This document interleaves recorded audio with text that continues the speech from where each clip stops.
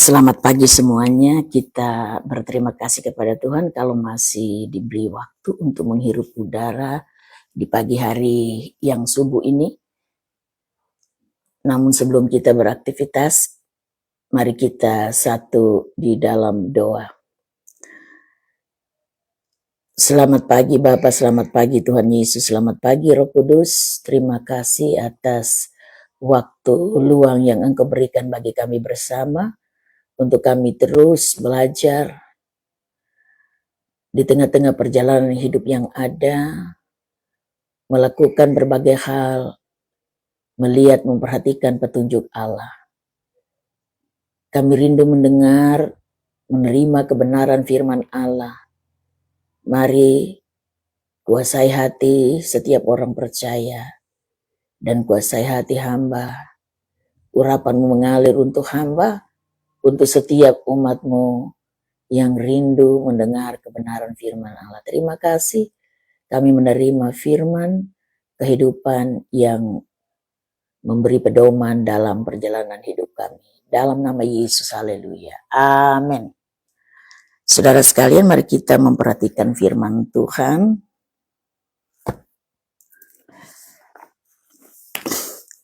Yang diambil dari dalam Yeremia ya. Yeremia pasal 29 kita akan memperhatikan pada ayat 12 hingga ayat yang ke-14. Dan apabila kamu berseru dan datang untuk berdoa kepadaku, maka aku akan mendengarkan kamu. Apabila kamu mencari aku, kamu akan menemukan aku.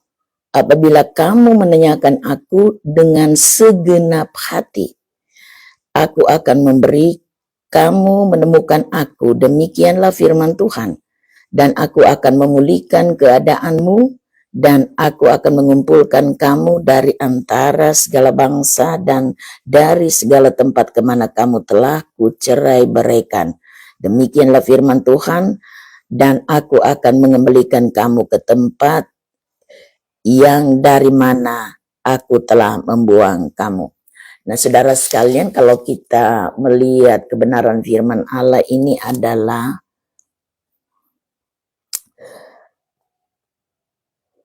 suara yang diberitahu oleh Allah lewat orang-orang yang telah dibuang oleh Allah ke Babel, saudara. Yaitu orang apa yang dibuang ke Babel adalah orang Israel. Nah, kenapa mereka terbuang? Karena orang-orang yang ada di sementara mereka menjalani kehidupan yang ada banyak hal, perbuatan yang kurang pas, yang tidak menguntungkan, dan itu membuat hati Tuhan merasa sedih bahkan murka dengan keberadaan mereka. Mereka tidak patuh sepenuhnya kepada Tuhan. Bahkan Nabi pun yang berbicara demi nama Tuhan, apalagi Nabi Yeremia, itu ditolak dan tertolak. Mereka ingin mendengar orang-orang yang sebenarnya Tuhan tidak menyuruh mereka untuk berbicara. Nah, jadi peringatan Tuhan di sini dikatakan demikian, dan apabila kamu berseru dan datang untuk berdoa kepadaku, maka aku akan mendengarkan kamu. Jadi saudara sekalian, apa yang disampaikan ini Tuhan memberitahu bagi mereka, sekalipun kamu di tempat pembuangan dan di saat kamu berdoa kepadaku, maka aku akan mendengar engkau, aku akan mendengar suaramu, aku akan memiringkan telingamu, aku akan mendengar permohonanmu. Nah, ini kerinduan Allah untuk umatnya. Sekalipun dia sudah membuang mereka, namun dia ingin melihat inisiatif umat Allah seperti apa di saat mereka ada di tempat pembuangan. Kalau orang Israel mau berdoa, maka Tuhan akan mendengar. Dan tidak hanya sebatas itu, saudara. Yang dia beritahu bagi mereka, kalau di ayat yang ke-13 dia katakan, apabila kamu mencari aku, kamu akan menemukan aku. apabila kamu menanyakan aku dengan segenap hati. Wow. Jadi kalau orang Israel mencari Tuhan, apabila mereka menanyakan Tuhan, maka mereka akan menemukan Tuhan. Namun perhatikan apa yang dia katakan, dengan segenap hati. Tidak sekedar hanya fasih untuk berdoa, tidak hanya sekedar menguraikan kalimat doa begitu panjang lebar. Ya memang kalau kita berdoa, kita harus berdoa sesuai dengan tuntunan Roh Kudus. Sesuai dengan tuntunan Roh Kudus, sehingga apa yang didoakan itu benar-benar diterima oleh Tuhan. Panjang lebarnya tergantung Roh Kudus yang membimbing seseorang untuk bisa berdoa. Tetapi yang jelas yang Tuhan perhatikan adalah hati ini seperti apa di saat mau berdoa. Ada kan orang berdoa, yang penting dia sudah buka mulut, sudah buka suara, sudah menyampaikan sesuatu. Yang penting suaranya sudah kedengar, atau mungkin yang jelas dia sudah berbicara. Tetapi yang Tuhan nilai adalah hati. Firman Allah katakan dengan segenap hati, mencari aku dengan segenap hati, mencari dia pasti akan menemukan dia. Lihat Hana berdoa, saudara. Waktu dia mengalami masalah kehidupan karena Penina selalu menyakiti hatinya. Penina sebagai madunya itu terus membuat dia sakit hati. Tetapi di saat mereka pergi ke rumah Allah, saudara, ini penderitaan Hana ini luar biasa. Sekalipun Elkana mencintai dia, tetapi dia memberi korban untuk Hana itu hanya sebagian saja. Karena dia tidak memiliki anak, tapi bagi Penina karena ada anak-anak, maka dia memberi lebih. Nah, ini kan membuat seseorang secara manusia bisa merasa tidak dipedulikan oleh suami. Suami yang mengatakan yang mana dia mengasihi. Tetapi pada prakteknya bukan itu yang terjadi untuk dia. Yang sebenarnya harus dilakukan di saat dia mengalami keadaan seperti itu. Ini Elkana harus lebih melindungi karena mengalami kan penghinaan di sana. Tetapi Hana tidak mengalami itu, saudara. Malah justru Elkana berkata, apakah aku lebih berharga dari 10 anak? Kan ini kan lebih menyinggung, saudara, secara manusia. Tetapi waktu mereka menghadap Tuhan, dia pergunakan waktu sebaik mungkin dan dia mencurahkan isi hatinya sekalipun tidak kedengaran suaranya, hanya mulutnya komat kamit. Komat kamit. Nah, orang yang melihat keadaan itu kan salah mengira, saudara. Lihat apa yang dinilai oleh Imam Eli, kan salah, amat-amat keliru tentang apa yang dilakukan oleh Hana. Tetapi Tuhan tidak melihat komat kamitnya dia. Tidak. Yang Tuhan lihat seperti apa hatinya untuk datang berdoa di hadapan hadirat Tuhan. Firman Allah kan berkata dia mencurahkan isi hatinya di hadapan Tuhan. Maka karena dia mencurahkan isi hatinya kepada Tuhan, maka dia menemukan jawaban doa. Saudara, tidak menjadi masalah engkau berdoa. Engkau berdoa dengan ada suara, dengan tidak ada suara. Yang jelas yang Tuhan perhatikan adalah isi hati. Tetapi kadang-kala orang kan dia di saat berdoa. Yang penting dia ada berdoa. Tetapi tidak ada suara, tidak juga dengan segenap hati. Nah, mungkinkah hal yang demikian itu diperhatikan oleh Allah? Tidak, saudara. Kadang-kala orang menjaga gengsi. Tidak mau kelihatan terlalu sukar. Jadi membuat diri jangan sampai orang lain memperhatikan. Tapi Hana tidak, saudara. Dia dengan segenap hati mencurahkan isi hatinya. Kadang-kadang kan orang malu dengan cara yang demikian. Tapi Hana tidak, saudara, dia tidak malu dengan keadaan itu. Maka imam salah memperhatikannya. Bahkan justru menilai juga salah. Manusia bisa salah menilai keadaanmu di saat engkau berdoa. Orang bisa mengira engkau sedang melakukan penghujatan kepada Tuhan. Karena manusia terbatas untuk mengenal hati seorang. Tapi Tuhan tidak pernah terbatas untuk mengenal keadaan seseorang. Di saat dia berdoa yang jelas. Bukan mulutnya yang menjadi jaminan, tetapi hati yang menjadi jaminan. Komat kami tidak apa. Bersuara, ada suara tidak apa. Suara nyaring tidak apa. Yang penting hati yang menentukan. Nah, ini yang menjadi ukurannya Allah, saudara. Nah, kalau ini dipahami oleh setiap orang luar biasa, maka setiap orang akan tidak membuang-buang waktu. Kalau dia datang kepada Tuhan, dia dengan segenap hati. Saya pernah, bulan Februari itu ada orang yang datang di sini berdoa. Saking terlampau hati-hatinya. Karena dia menilai ada kalanya tempat doa itu ada yang sesat, saudara. Sesat. Bahkan di tempat ini pun dia nilai sesat. Nah, tanpa dia tahu, tanpa dia sadar, Roh Kudus bicara kepada saya, dia tidak akan menemukan jawaban. Kenapa? Terlampau curiga. Belum didoakan sudah pasang curiga. Nah, kapan menemukan hal seperti itu? Saudara sekalian, justru orang yang datang di tempat ini yang terbuka hatinya. Yang memiliki hati yang benar-benar dan sungguh-sungguh sama seperti ibu kemarin.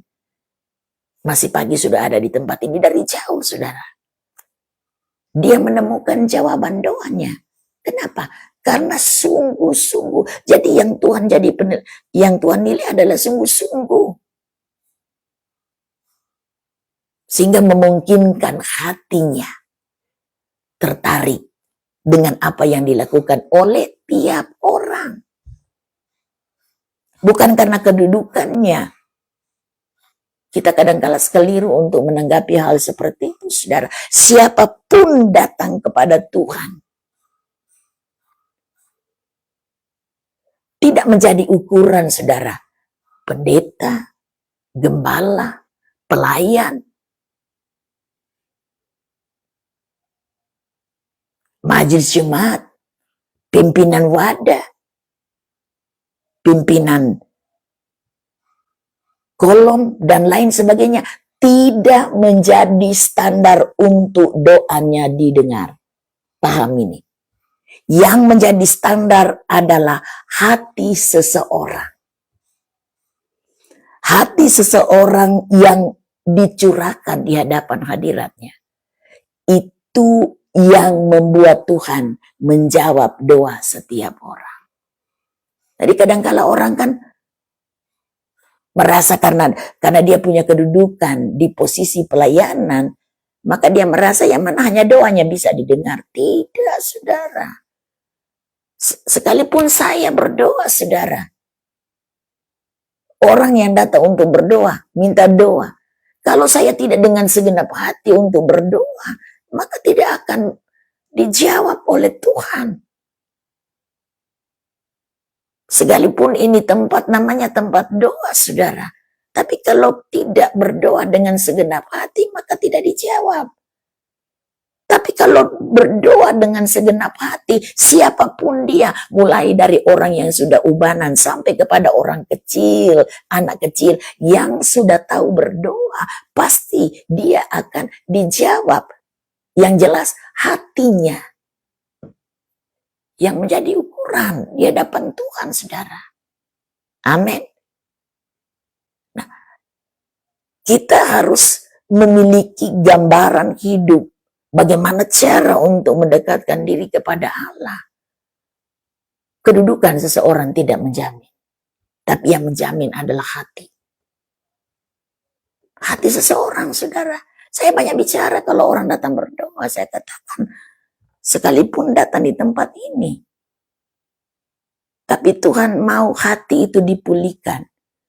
Kalau ada kesalahan minta ampun, kalau ada unek-unek minta ampun, kalau ada kebencian, ada kepahitan minta ampun. Karena yang menjawab adalah Dia yang Maha Tahu.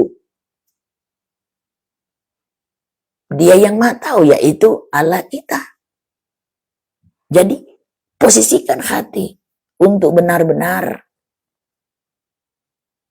seperti apa yang Dia harapkan. Amin, saudara. Haleluya. Jadi lanjut. Aku akan memberi kamu menemukan aku. Demikianlah firman Tuhan. Nah, ini Dia bicara.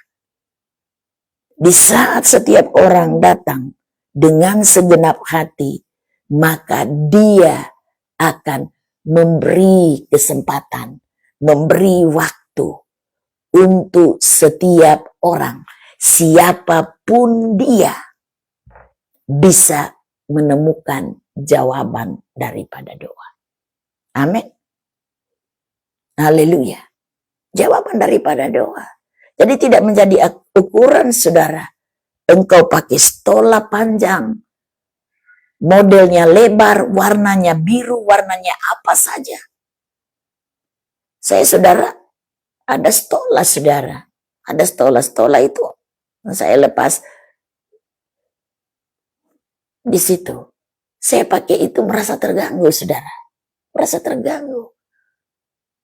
Dan itu tidak menjadi kebanggaan untuk hidup ini. Bukan itu yang menjadi ukuran untuk doa didengar. Amin. Tidak menjadi ukuran. Yang menjadi ukuran adalah hati. Biar kita pakai stola 10 susun. Tapi kalau hati ada kebencian, ada kesombongan, ada keangkuhan, merasa lebih baik dari orang lain. Merasa lebih dan lebih dari orang lain itu. Di saat berdoa, doanya ditolak oleh Tuhan. Bukankah sama dengan orang Farisi dan seorang yang berdosa datang berdoa? Orang Farisi berdoa, Tuhan, aku berpuasa 3 kali sehari. Aku berdoa, aku tidak sama seperti orang pemungut cukai ini. Merasa lebih baik, lebih benar, lebih suci. Tetapi pemungut cukai, dia apa yang dia katakan? Tuhan, ampuni aku. Aku tidak layak. Tidak layak.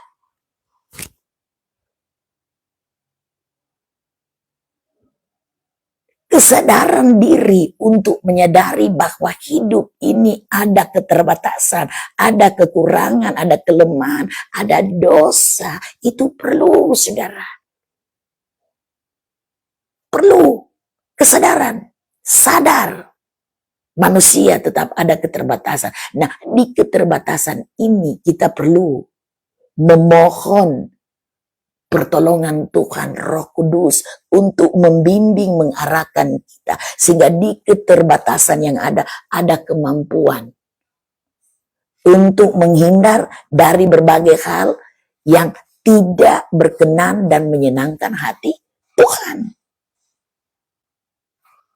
Sehingga doa yang engkau beritahu kepada Tuhan, Dia dengar. Karena Dia sendiri bicara. Sekalipun Dia sudah bicara tentang Dia menjawab. Tetapi kalau hati dinilainya tidak cocok dengan apa yang Dia inginkan, sekalipun kata-katanya bagus, itu tidak jadi penilaian dari di hadapan Tuhan. Tapi yang menjadi penilaian adalah hati. Sekalipun engkau salah berdoa, salah bicara di saat berdoa, tapi hatimu. Kadang-kadang manusia kan ada keterbatasan, salah berucap di saat berdoa. Tapi itu tidak menjadi ukuran bagi Tuhan, karena Tuhan melihat hati orang. Amin. Contoh, bukankah ada seorang anak kecil yang ada di hutan, dia kesasar. Dia mencari orang tuanya, karena dia keluar sekolah karena mereka tinggal di perkebunan. Maka dia masuk ke hutan yang lebat. Nah, di saat dia melihat singa, karena dia biasa diajar oleh orang tuanya berdoa, hanya doa makan. Singa sudah kemari, dengan ganasnya dia berdoa, Tuhan berkatilah makananku ini. Tujuannya singa, saudara. Apakah singa makanannya? Tidak. Tuhan mengerti. Dan singa ini tidak memakan dia. Justru singa ini menjaga dia, melindungi dia. Dia tidur dengan singa, saudara. Jadi ini gambaran yang mana hati yang menjadi ukuran. Saudara sekalian, maka janji Tuhan di saat kita berdoa dengan segenap hati, maka apa yang dia bilang? Aku akan memulihkan keadaanmu. Wow, engkau mengalami keadaan apa? Apa keadaanmu begitu terpuruk? Apakah engkau mengalami sesuatu yang secara manusia memang engkau sudah tidak mampu? Bagaimanapun sukarnya keadaanmu, di saat engkau mencari Tuhan dengan segenap hati, maka firman Allah katakan, dia akan memulihkannya. Mau dipulihkan? Di saat engkau sakit, dipulihkan. Di saat engkau mengalami permasalahan hidup, dipulihkan. Di saat engkau mengalami benturan dengan suami, dengan istri, rumah tanggamu dipulihkan. Dan apapun yang menjadi kendala dalam hidupmu, dipulihkan oleh Tuhan. Maka jadilah orang yang mengerti firman Allah. Oke? Tuhan Yesus memberkati kita semua. Dan mari kita berdoa kepada Tuhan. Terima kasih Bapa, terima kasih Tuhan Yesus, terima kasih Roh Kudus. Kami mendengar bagian dari firman Allah begitu indah, mengingatkan keberadaan setiap orang. Tuhan ingin melihat dan memperhatikan keberadaan hati setiap umat Allah. Di tengah-tengah mau datang kepada Tuhan, bagaimanapun keberadaan hidup, di saat umat Allah memberi hatinya dengan tulus untuk menyampaikan doa, menyampaikan permohonan, menyampaikan isi hati masing-masing, maka firman-Mu berkata, engkau akan menjawab. Di saat umat-Mu mencari engkau, umat-Mu akan menemukan engkau. Bukankah firman-Mu sendiri berkata, setiap orang yang mengetuk pintu, maka pintu dibukakan. Dan di pagi hari ini, kami mengetuk pintu kemurahan Allah. Mari Tuhan tolong perhatikan keberadaan setiap orang percaya yang akan melangkah di setiap hari, bahkan di sepanjang hari ini, yang merindukan uluran tangan Tuhan, yang mengharapkan Engkau mendampingi keberadaan masing-masing di tengah-tengah menjalani kehidupan yang ada di sepanjang hari ini, dari pagi sampai malam hari. Tuhan terus ada bersama dengan umat-Mu, memberi kesehatan, memberi kekuatan, memberi perlindungan, memberi pertolongan untuk masing-masingnya. Dan setiap hati yang merasa tertekan dalam hidup ini, biar diberi kemampuan oleh Allah, kekuatan untuk menyadari bahwa sedetik pun Engkau tidak membiarkan umat-Mu. Dan jadikan setiap umat-Mu menjadi orang-orang yang terus berdoa, mencari Tuhan dengan segenap hati. Bukankah firman-Mu berkata, masing-masingnya akan menemukan. Oh, luar biasa. Dan hamba meyakini setiap doa orang percaya yang dinaikkan dengan segenap hati, dan umat-Mu memperhatikan setiap firman-Mu, menghindarkan diri dari hal yang tidak dikehendaki oleh Allah, terus menjaga keberadaan hidup, kestabilan hati, maka setiap umat-Mu, setiap rumah tangga dalam pemberkatan Tuhan.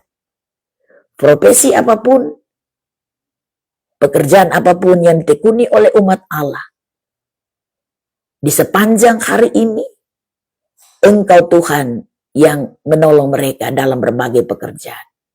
Bahkan rencana umat-Mu untuk melakukan perjalanan, entah mereka pergi ke kebun, mereka melakukan bisnis, bahkan mereka berbisnis dari rumah, apa saja yang mereka lakukan di sepanjang hari ini, semuanya dalam perlindungan Tuhan. Terima kasih. Hamba memberkati setiap pribadi, setiap keluarga, dengan kasih karunia dari sorga. Kasih Kristus terus mengalir untuk semuanya. Memberi ketenangan, memberi damai, memberi sukacita, memberi hati untuk menjalani kehidupan yang ada penuh dengan ucapan syukur. Dan biar kuasa-Mu melindungi dan menudungi setiap umat-Mu, dari batu kepala sampai ke telapak kaki, roh jiwa tubuh umat-Mu, semua organ tubuh umat-Mu, organ tubuh luar, organ tubuh dalam proteksinya Tuhan.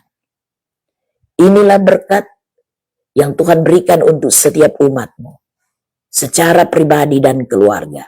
Tuhan yang melakukan untuk semuanya.